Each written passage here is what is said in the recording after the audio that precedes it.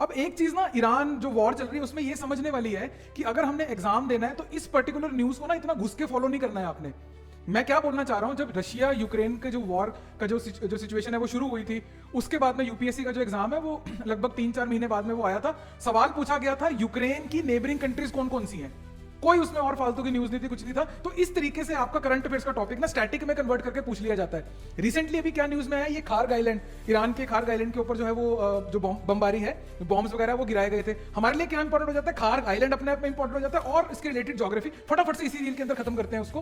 पहली बात तो खार्ग आइलैंड जो है ईरान में, ये क्यों इंपॉर्टेंट है, it is the primary oil exporting hub of Iran. ठीक है जी। इसके अलावा और सवाल क्या बन सकता है, ये connected via pipelines to major oil fields. कौन कौन से मेजर ऑयल फील्ड्स हैं, ये 3, एएमजी, ठीक है, या एमएजी जैसे भी आपने याद रखना है, अहवाज, मरून और गशरन। ठीक है, तो आपने याद रखना है कि यहां से पूछा सकता है कि ये 3 टर्म्स दे देंगे और बोल देंगे कि ये क्या है ना। आप सारे ऑयल फील्ड्स याद करने बैठ जाओगे, अब जो न्यूज में आ गया उसको देख लेंगे।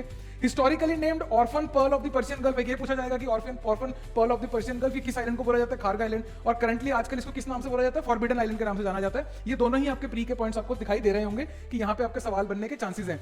अब ये आइलैंड है, इसके अलावा और भी आइलैंड है, राइट, आपके पास ईरान में। उनकी एक ट्रिक है याद करने की, ये याद रखिए कि king lion sits keeping quiet like hero.